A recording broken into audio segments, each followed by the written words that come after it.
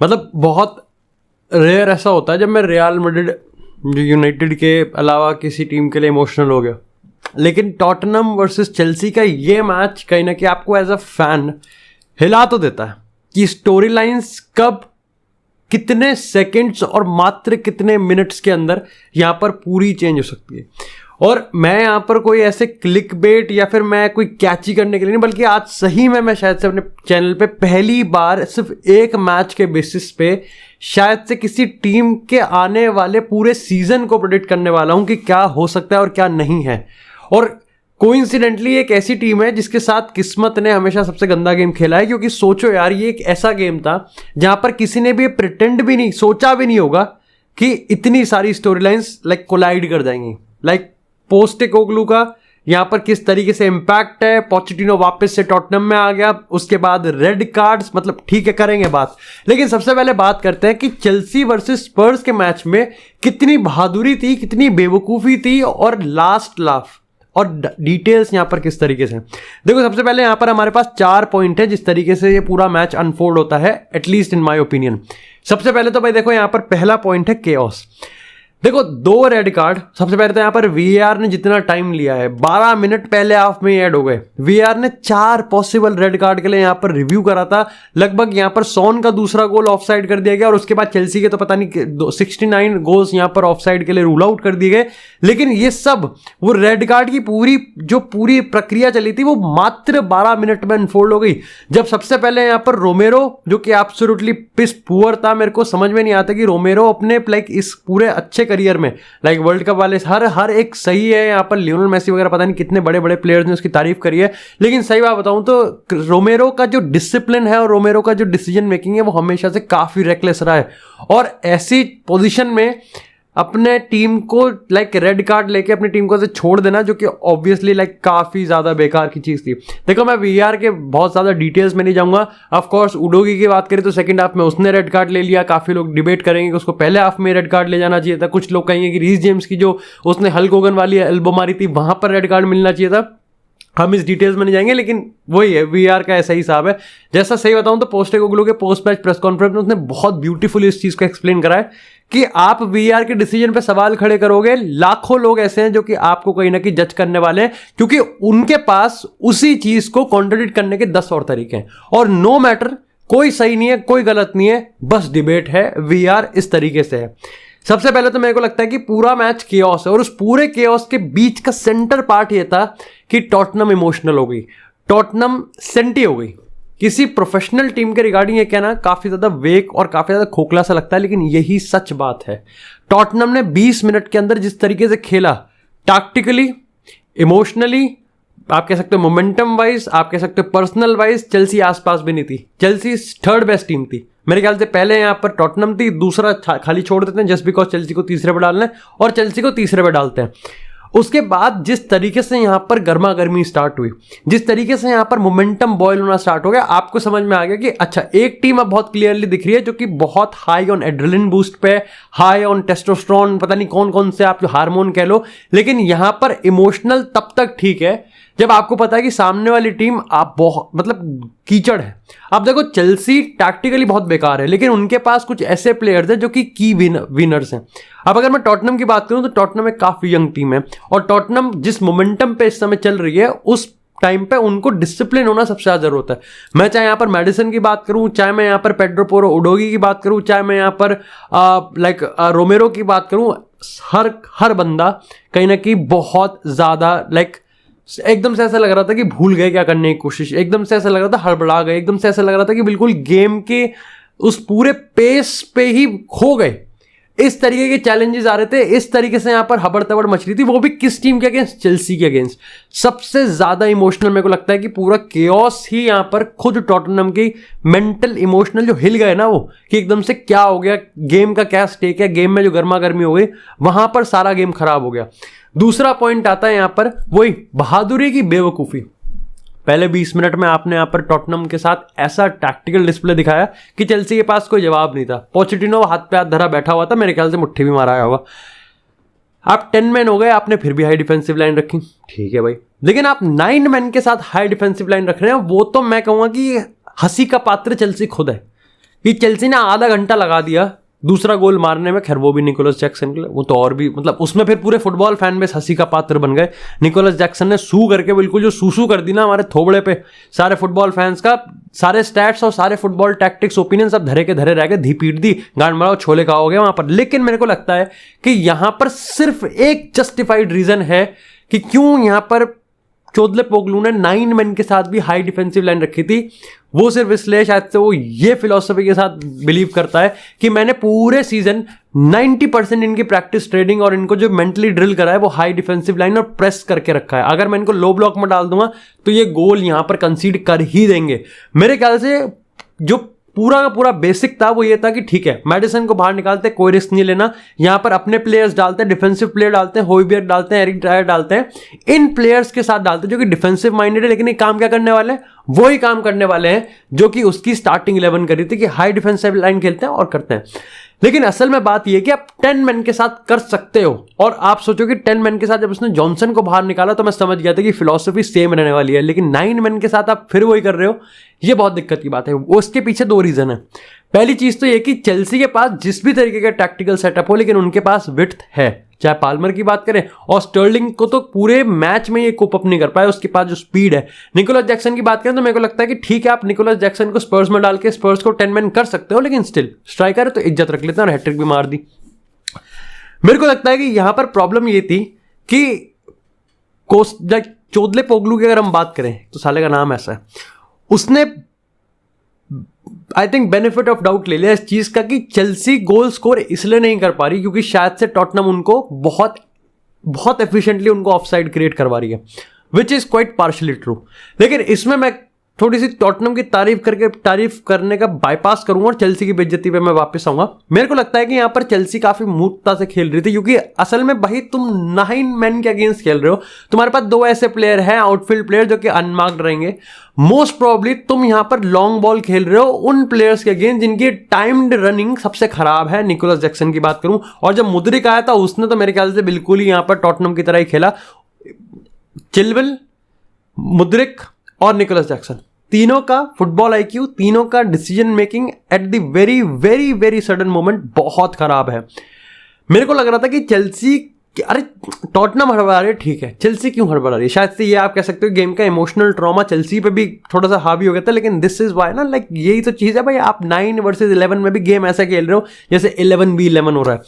तो मेरे को लगता है कि यहाँ पर पोस्टेकोग्लू ने इस चीज का बहुत ज्यादा मिसकंसेप्ट निकाल लिया कि एक तो वही चीज थी कि मैं अपनी फिलॉसफी पर डिटरमाइन करता हूं और अभी भी गेम निकला नहीं है मेरे हाथ से। वो जो फिलॉसफी है, अपनी ब्रेवरी है, वो कहीं ना कहीं मेरे को लगता है कि यहां पर टॉटनम को हरवा गई।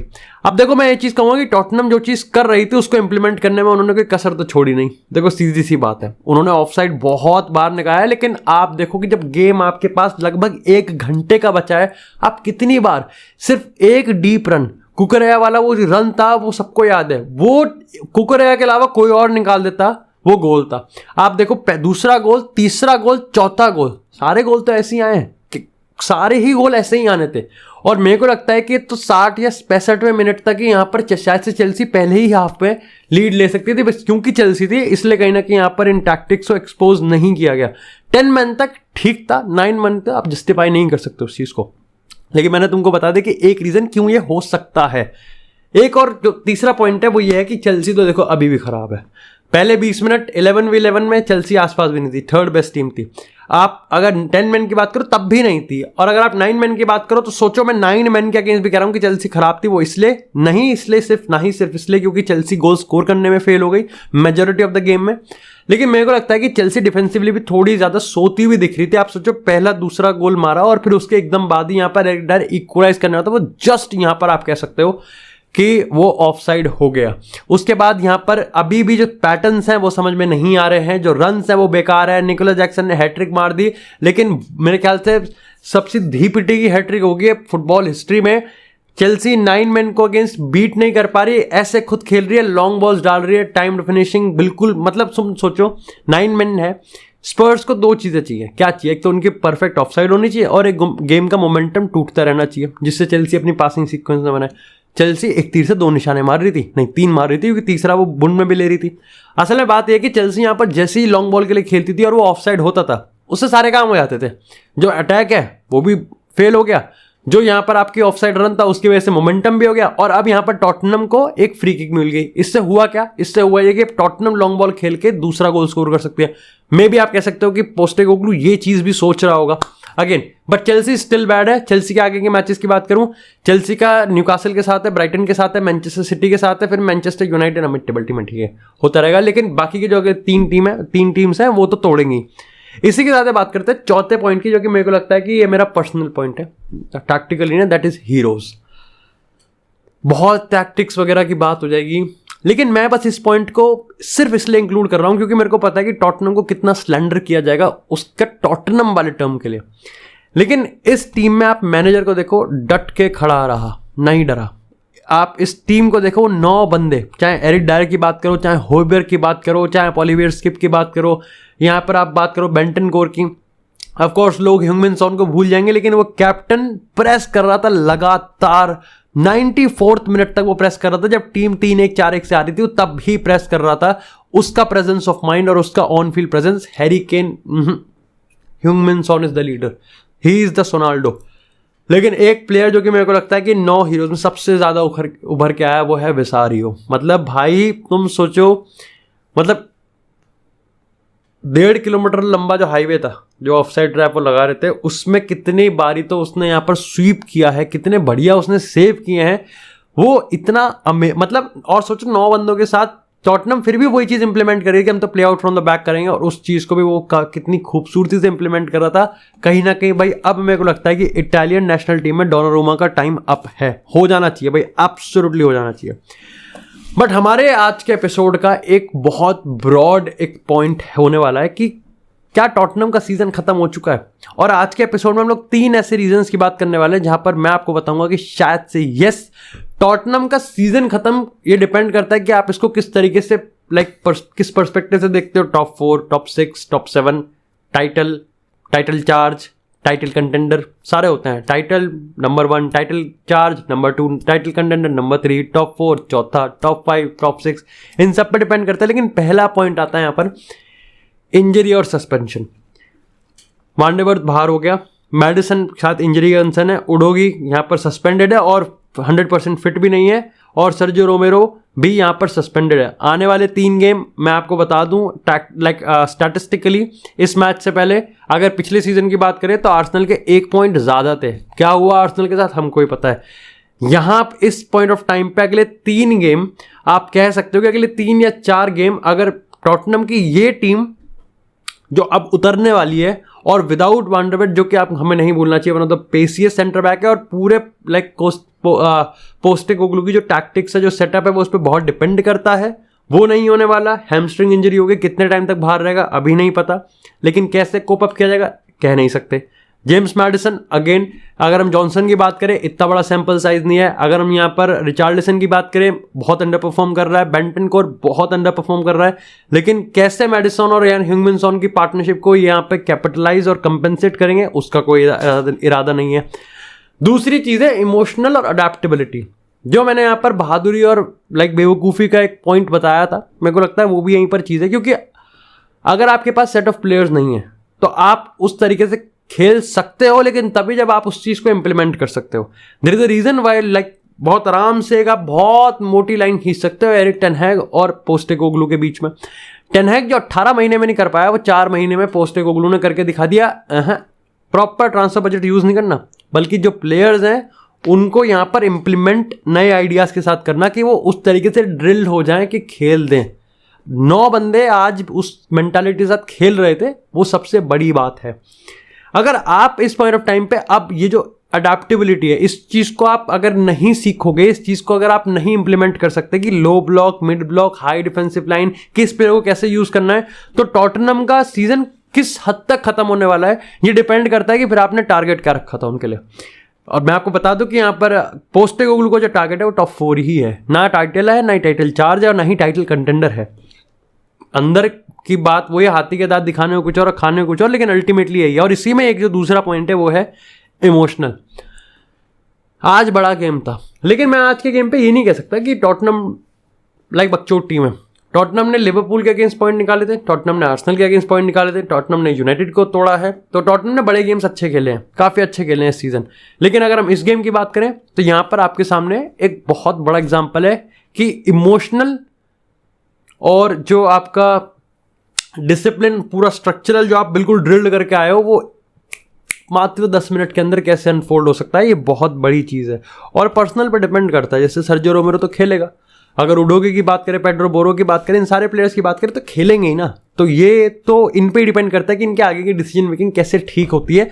और इन लाइक सर्जियो रोमेरो चल दिया, उडोगी चल दिया, फिर फर्क नहीं पड़ता कि बाकी के नौ की मेंटालिटी क्या है। मेंटालिटी सबकी सेम सिंक्रोनाइज होनी चाहिए।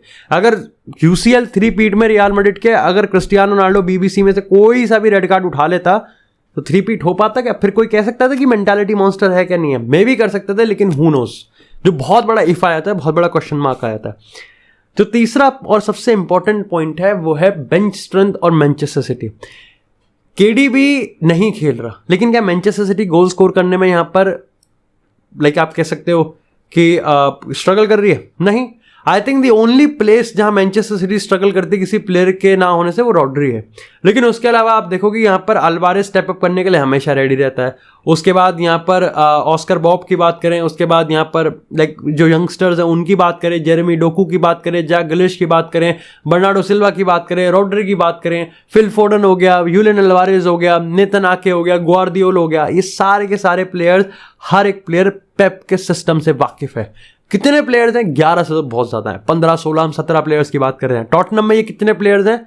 11 तो पता है, 12, 13 से ज़्यादा नहीं हो सकते। क्योंकि यही चीज़ मैटर करती है कि अब जेम्स मैडिसन के उसमें स्टेप अप कौन करेगा। क्या हम रिचार्लिसन की बात करें, क्या हम जॉनसन की बात करें, क्या हम कुलुसेव्स्की की बात करें? कर सकते हैं, लेकिन अभी तक तो स्टैटिस्टिक्स ने इन चीज़ को प्रूफ नहीं करा। हमको नहीं भूलना चाहिए कि आज एरिक डायर और आज यहाँ पर अगर हम होइबेर की बात करें, जिन्होंने अपना दिल बाहर निकाल दिया परफॉर्मेंस में, ये वही प्लेयर हैं जो कि पोस्टेकोग्लू के प्लान से बाहर थे, लाइक साइड लाइन्स थे। और होइबेर तो एथलेटिको मैड्रिड भी ज्वाइन करने वाला था। तो इनका क्या रिडेम्पशन दिख रहा है हमको, हैरी मैग्वायर टाइप? ये भी देखने वाली बात है। और यहाँ पर अगर आप बात करोगे कि भैया रिचार्लिसन विंग से आप किस तरीके से गोल्स निकालोगे, तो ये बेंच स्ट्रेंथ है। और ये भी उस पॉइंट ऑफ टाइम पे जहां पर आपको पता है कि मैनचेस्टर सिटी जैसे ही अपने नेक्स्ट गियर में आएगी, आप टूटने लगोगे। और ऑलरेडी वो आप कह सकते हो कि उनके नेक्स्ट गियर में आने से पहले ही वो टॉप ऑफ द टेबल जा चुके हैं। मैनचेस्टर सिटी हंट करती है, वो फिर भी आपके पास थोड़ा सा चांस होता है, because you have a point. Manchester city जो 2 गेम हार गई थी, उसकी वजह से आपके पास एक पॉइंट था। अब प्रॉब्लम यह है कि मैनचेस्टर सिटी को आप हंट करने वाले हो, सिटी को, और सिटी को हंट करना, बेंच स्ट्रेंथ, ये सारे पॉइंट्स में देख के आपको लगता है। एंड अगेन द पॉइंट इसके, मैंने जैसे कहा कि सीजन किस हद तक खत्म और टूटेगा, ये डिपेंड करता है कि आपने अल्टीमेटली क्या ऑब्जेक्टिव रखा था। मेरे हिसाब से बताऊं क्या, मैं टाइटल कंटेंडर है टॉप 4, आई थिंक टॉप 4, क्योंकि स्टैटिस्टिकली 77% चांसेस होते हैं जो टीम इस समय टॉप ऑफ द टेबल या फिर टॉप 4 में रहती है, वो सीजन एंड तक भी टॉप 4 में रहती है। 77%।